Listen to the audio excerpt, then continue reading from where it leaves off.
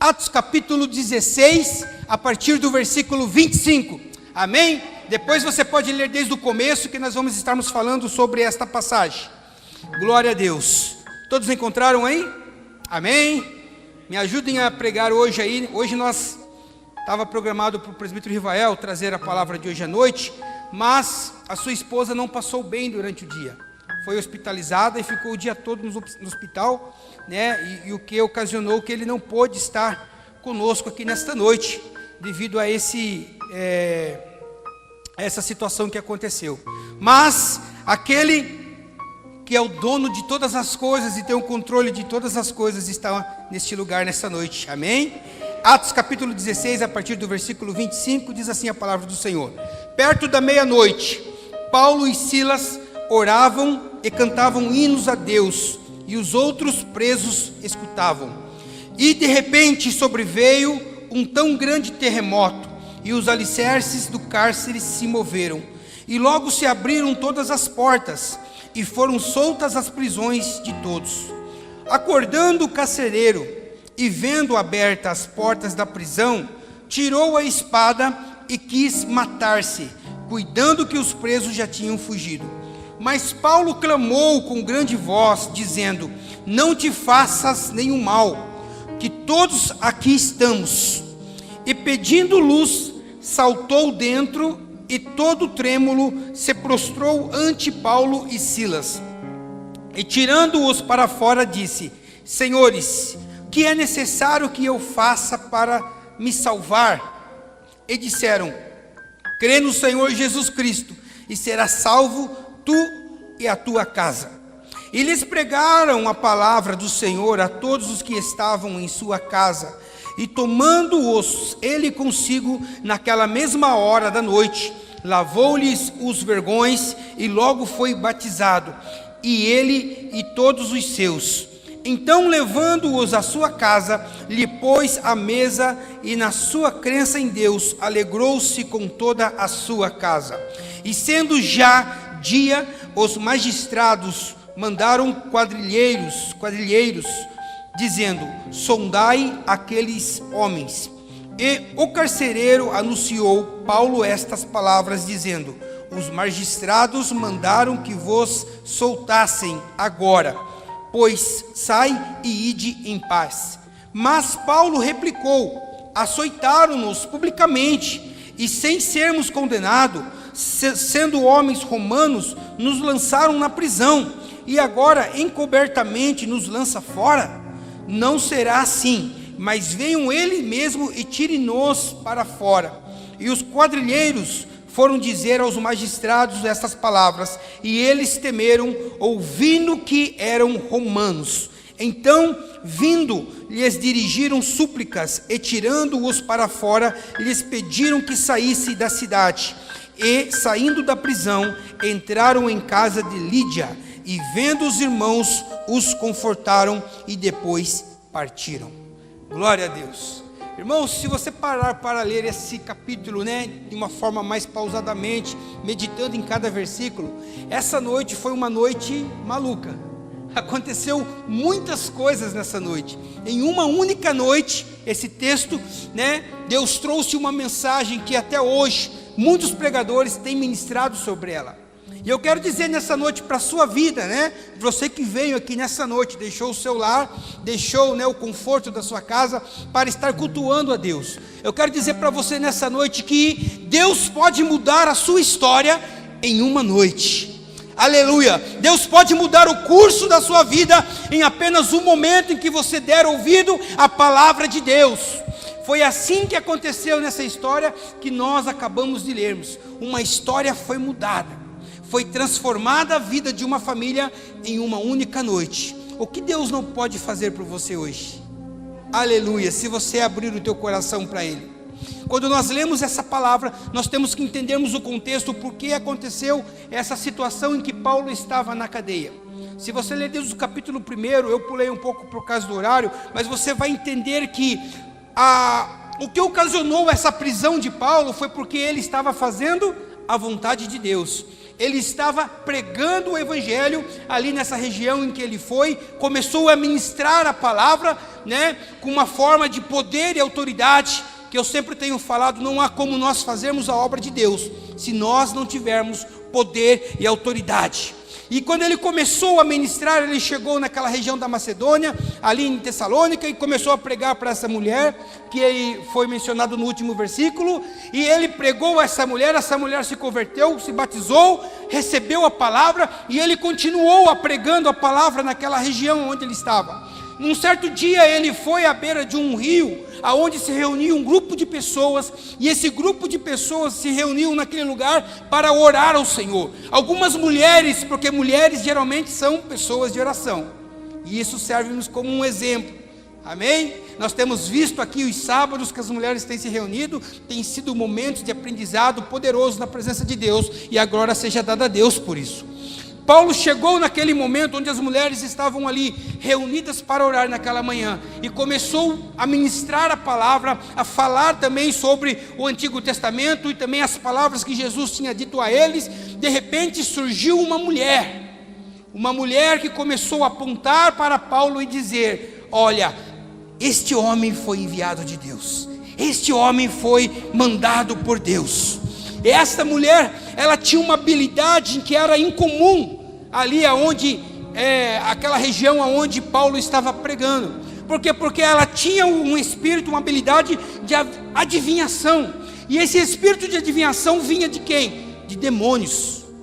Só que quando essa história começou a acontecer, irmãos, porque o diabo também ele tem esse poder.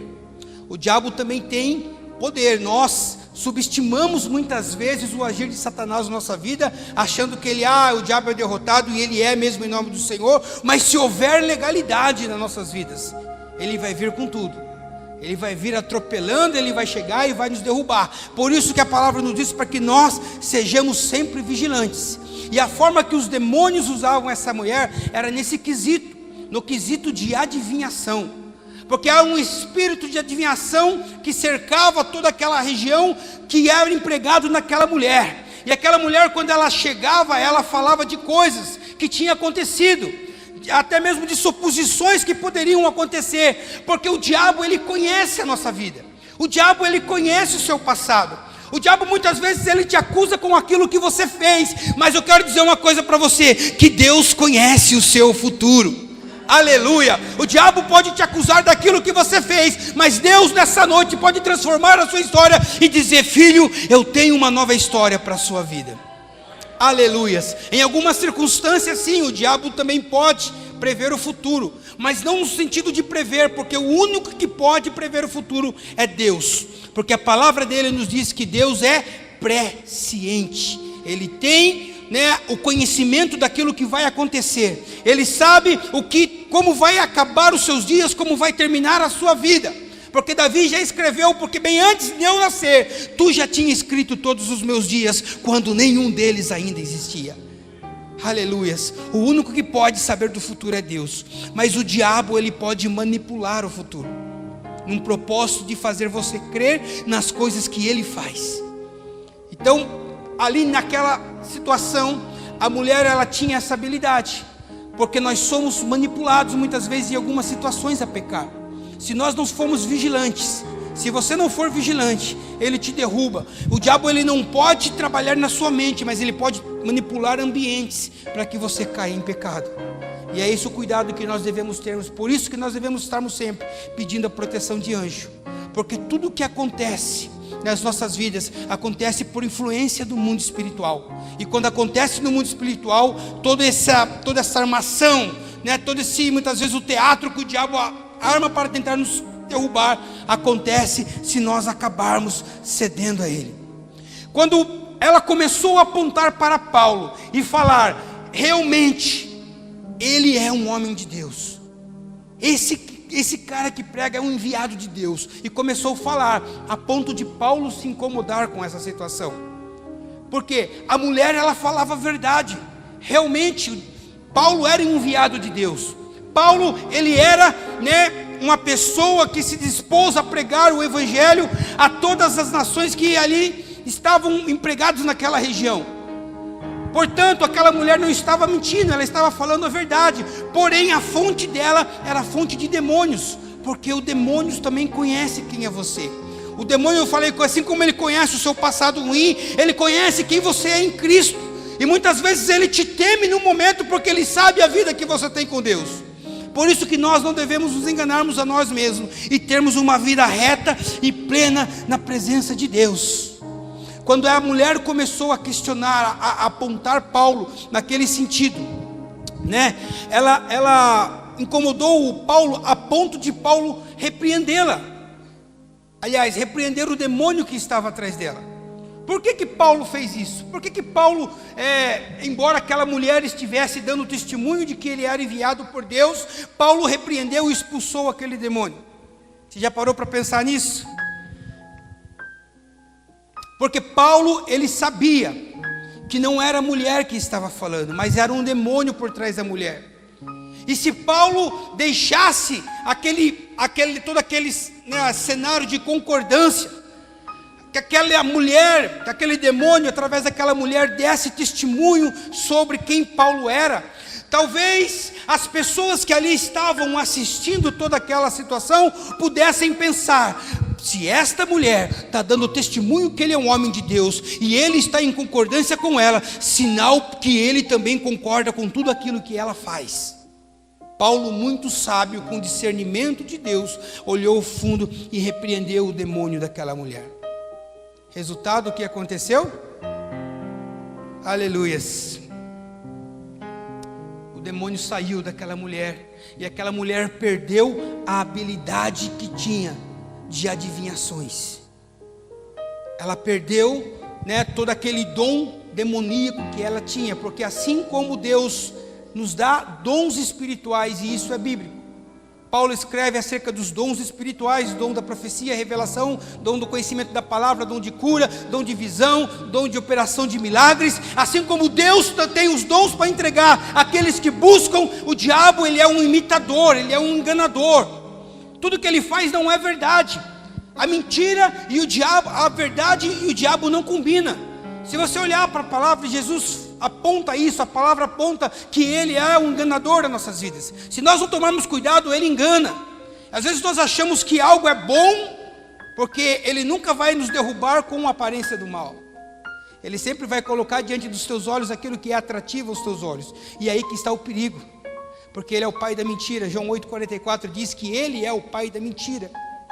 Então a verdade e o diabo não condiz, são coisas diferentes. Quando o demônio sai daquela mulher, irmãos, houve um problema. E olha que coisa interessante, eu já ministrei isso alguns tempos atrás, que nós, como seres humanos, nós estamos ligados a alguma coisa. Porque nós temos corpo, alma e espírito. E o nosso espírito ou está ligado a Deus, ou está ligado ao diabo. Não existem pessoas que vivem, desligado dessa conexão espiritual que nós temos. E isso é um cuidado que nós temos que termos, porque ou nós estamos ligados a um, ou estamos ligados a outro. Quando Paulo repreendeu o demônio daquela mulher, ela foi desligada da ligação que ela tinha com Satanás. Automaticamente ela perdeu toda aquela habilidade de prever o futuro, ou manipular o futuro, ou até mesmo revelar aquilo que aconteceu na vida das pessoas. Só que ela era usada por alguns empresários, por alguns senhores que ganhavam dinheiro à custa daquele talento que ela tinha. E aconteceu um problema, porque eles se indignaram, porque ela já não podia mais prever o futuro, ela não podia mais adivinhar o que tinha acontecido. E eles levaram Paulo e Silas, que nessa ocasião Silas também estava, para uma prisão. Resumindo a história, foi por esse motivo que eles foram na prisão. E eles chegaram diante da prisão, e eles foram aprisionados como criminosos perigosos.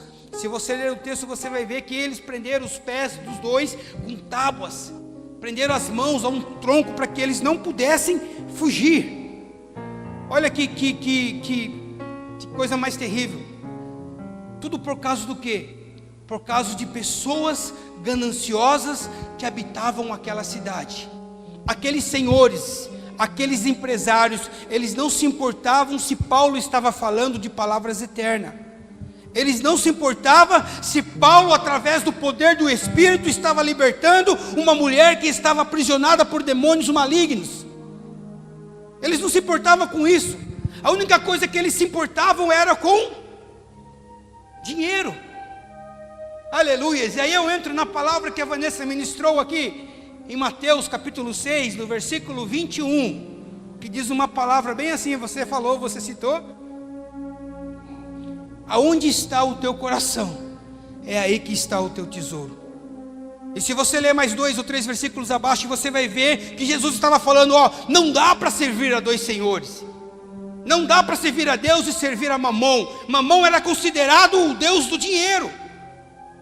E há um perigo, porque a Bíblia retrata nessa questão de dinheiro, e a única coisa que Deus se refere a outro senhor é o dinheiro. E é isso que nós temos que tomarmos cuidado. Foi ministrado sobre isso domingo, né? Eu não sei porque eu estou trazendo essa palavra, essa lembrança de novo, porque é o cuidado, porque o dinheiro muitas vezes nos aprisiona, porque ele determina o que eu faço, quando eu faço, a hora que eu faço. Ele não me serve, eu que sirvo a ele. Tome cuidado, irmãos, para que nada roube o lugar de Deus na sua vida. Tome cuidado para que você não venha se desviar do foco que Deus tem colocado diante dos teus olhos por coisas insignificantes, por coisas aonde a ferrugem e a traça corrói. Nosso coração tem que estar no céu, amém? Aleluias, glória a Deus. Por isso que nós como cristãos somos chamados para pregarmos. A forma que Paulo pregava, irmãos, trazia impacto na sociedade. Deus nos chama para pregar coisas que muitas vezes confrontam o mundo lá fora, porque nós somos chamados para confrontarmos, para trazermos impacto, e de contra mesmo, e na contramão, como diz alguns aí, de tudo aquilo que está acontecendo no mundo, porque é para isso que nós somos chamados, é para trazer essa mudança. Se você conhece o livro de Atos, você vai ver que ali no capítulo 19, quando Paulo estava ali na cidade de Éfeso, e estava ministrando a palavra, existia uma grande idolatria naquele lugar, mas o que aconteceu? Os empresários que fabricavam, né, aquelas imagens, aquelas coisas que eles vendiam para o povo que ali habitava, né? E o povo que ali estava, Paulo quando começou a pregar, começou a se converter, e esse empresário chamado Demétrio, ele chamou os outros fabricantes também, e armaram um motim para tentar pegar Paulo. Por quê? Porque Paulo, quando estava ministrando a palavra, trouxe um impacto tão grande que abalou até, né, as finanças da cidade. Porque a palavra precisa ser pregada. Aleluia, nós temos que tomarmos cuidado. Cuidado, irmão, com aquilo que nós temos ouvido. Irmãos, eu não sou contra a bênção, eu não sou contra a prosperidade. Eu ministro isso aqui na igreja, mas isso não pode nos controlar. O único que tem que ter controle da nossa vida é Deus. Aleluia. Nós temos que aprendermos a entregarmos o controle da nossa vida a Deus. Aleluias. Irmãos, quando nós olhamos para esta palavra, nós pensamos, como eu posso aceitar esse Cristo? Como eu posso entender aquilo que está aqui é ministrado na igreja? Paulo, ele era direto, ele falava de uma simplicidade, dependendo das pessoas que ele falava. Ele era uma pessoa culta, tinha um grande conhecimento, mas em algumas circunstâncias ele falava o que precisava ser falado. Tanto que Romanos, as pessoas questionam ali em relação a como eu devo conhecer esse evangelho, como eu devo seguir esse evangelho. Romanos no capítulo 10, no versículo 9, diz bem assim, se com tua boca você confessar Jesus como Senhor, e em seu coração crer que Deus ressuscitou dentre os mortos, você será salvo. Preciso fazer um monte de coisa? Não. Confessa Jesus, crê que Deus o ressuscitou, aceite os princípios que Ele designou para nós e pronto. Nós já pregamos aqui e falamos que não há nada que nós podemos fazermos para sermos salvos. A salvação simplesmente é dada. Quando nós falamos do Evangelho, às vezes existem pessoas que ministram o Evangelho e colocam diante daqueles que ainda não conhecem uma cartilha de coisas para fazer, né?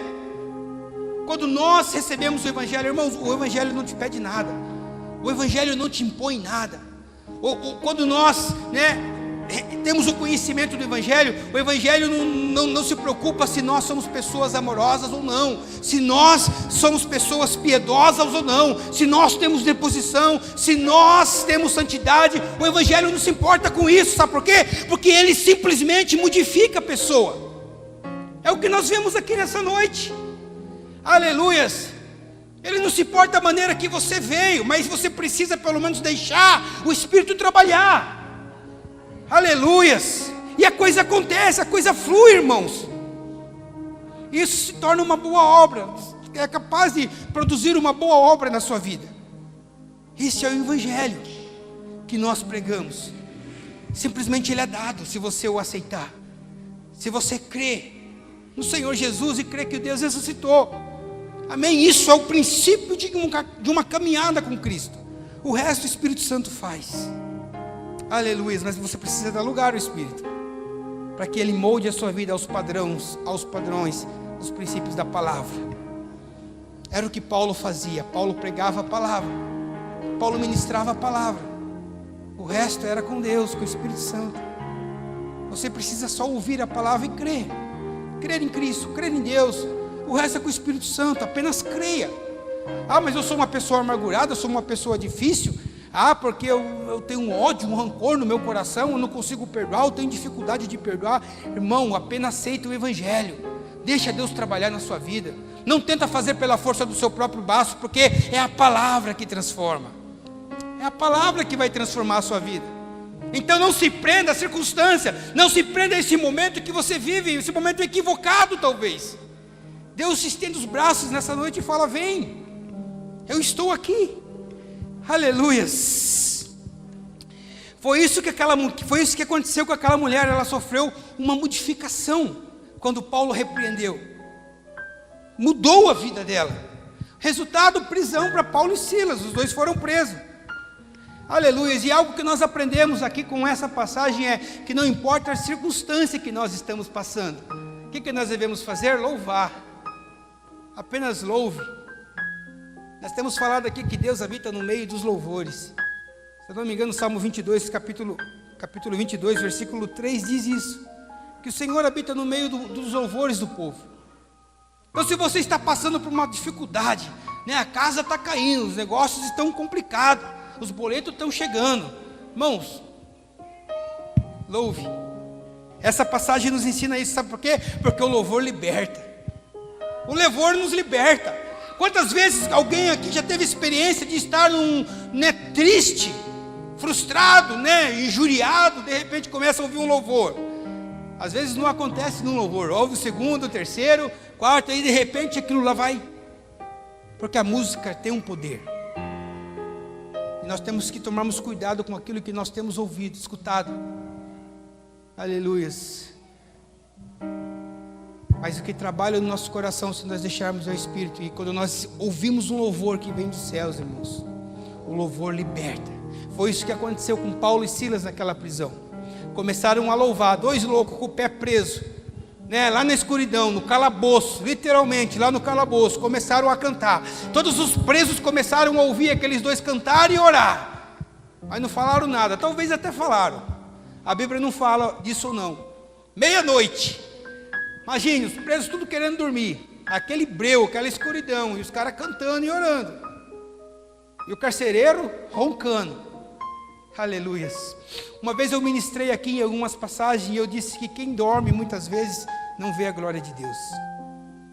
Existiram várias circunstâncias na Bíblia em que o Deus manifestou o poder dele de uma maneira sobrenatural, e existiram pessoas, Wagner, que não viram. Por quê? Porque estavam dormindo. E uma dessas ocasiões foi essa ocasião que o carcereiro não viu, só acordou com o barulho, os portões abertos, os negócios de Paulo estavam abertos também. Aleluia. Você viu quando Jesus foi transfigurado no Monte das Oliveiras?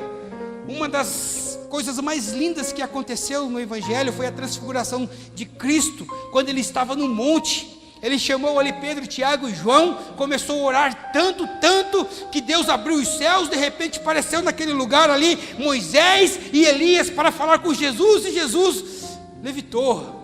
A glória foi manifestada. Moisés falou: olha, esse aí é maior.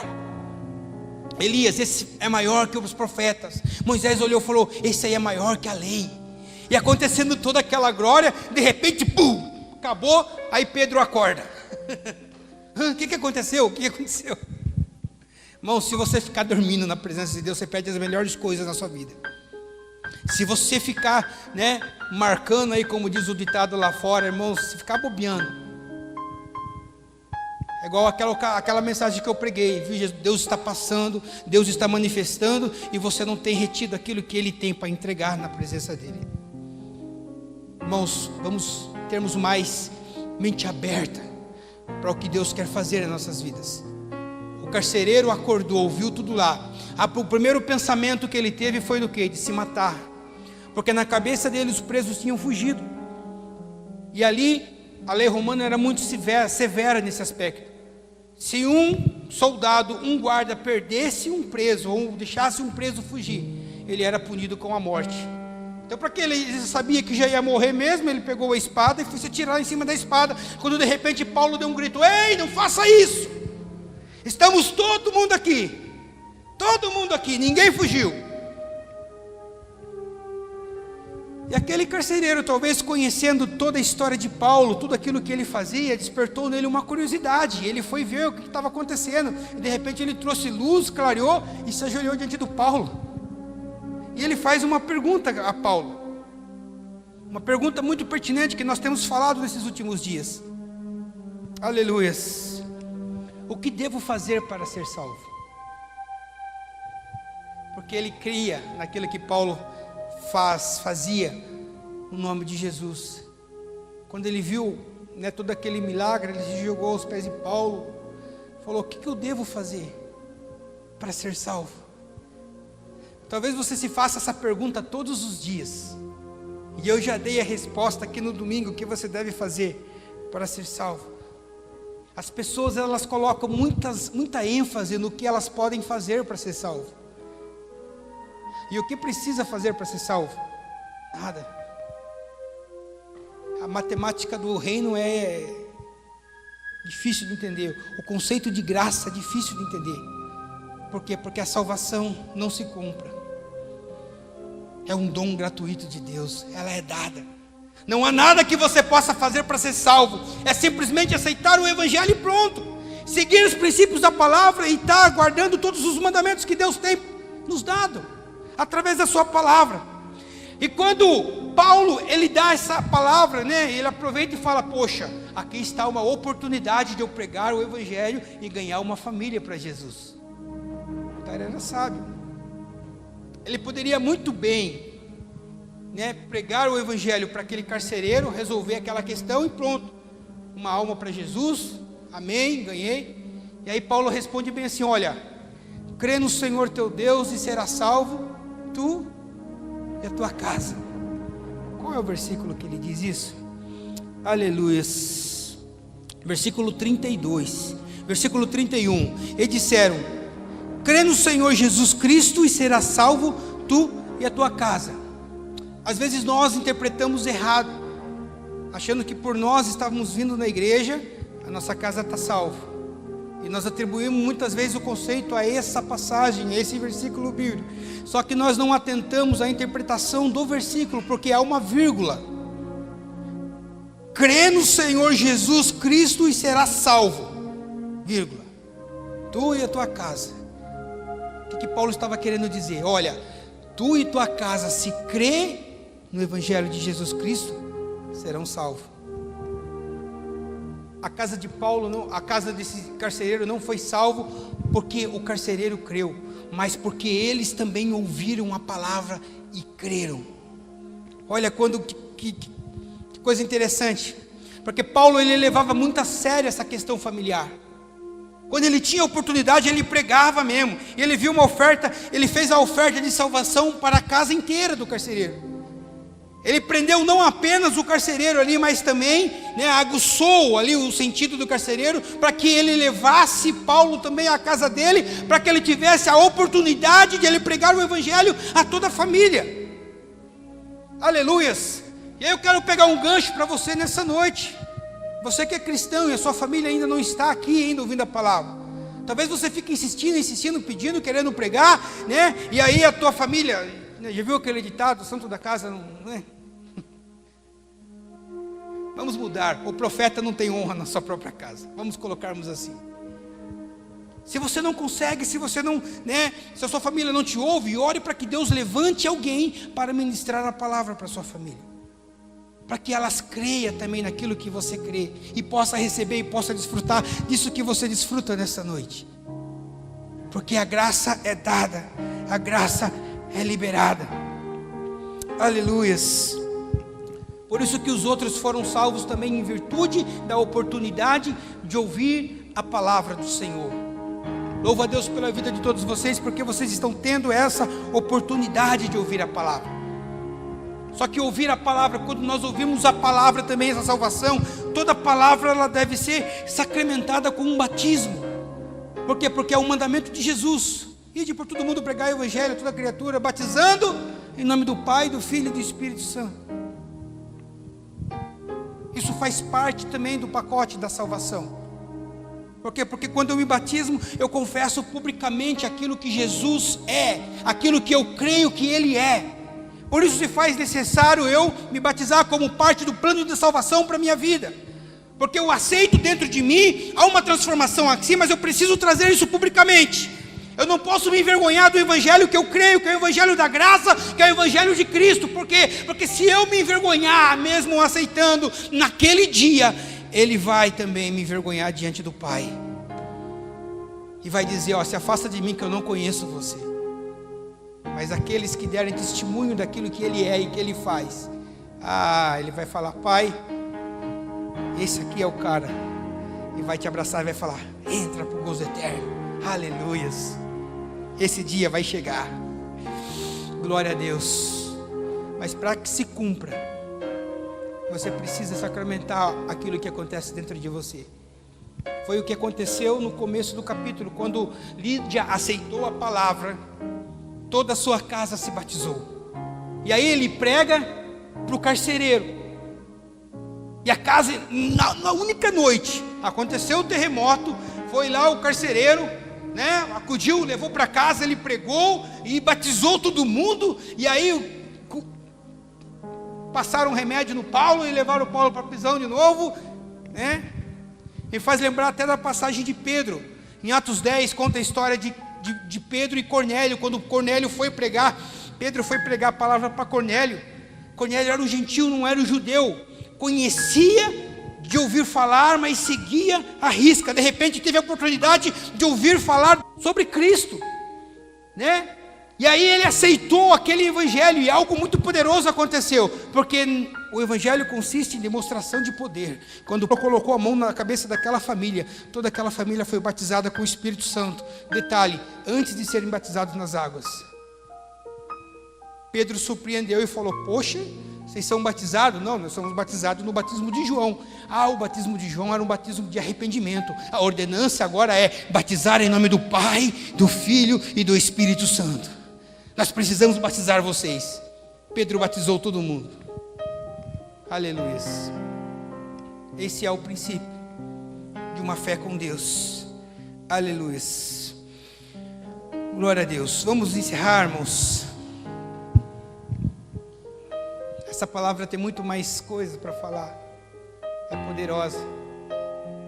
Porque uma vida com Deus, irmãos, muitas vezes mesmo nós querendo ajudar as pessoas, mesmo nós somos cristãos, falando a verdade, pregando a palavra, querendo ajudar, nós sofremos perseguições, nós sofremos maus tratos ainda.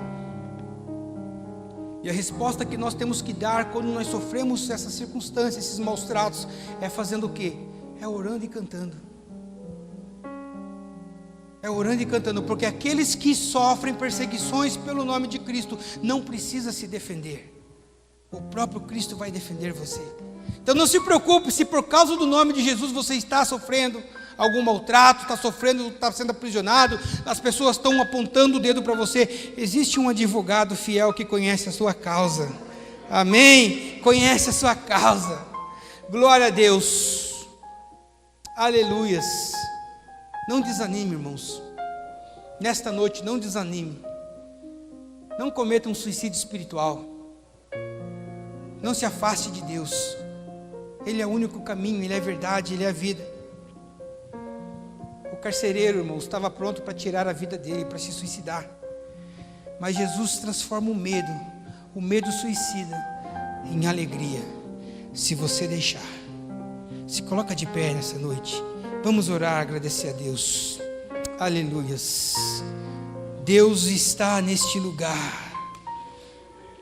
Não há nada que você possa fazer que venha se esconder de quem Ele é ou do que Ele pode fazer. Aceita essa palavra nessa noite no seu coração. E fala: Senhor, eu quero isso para mim, Pai. Eu quero confessar com a minha boca que Tu morreste por mim, que Deus o ressuscitou. Eu quero aceitar esse evangelho e viver o meu chamado, Senhor. Faça essa oração a Deus. Feche teus olhos.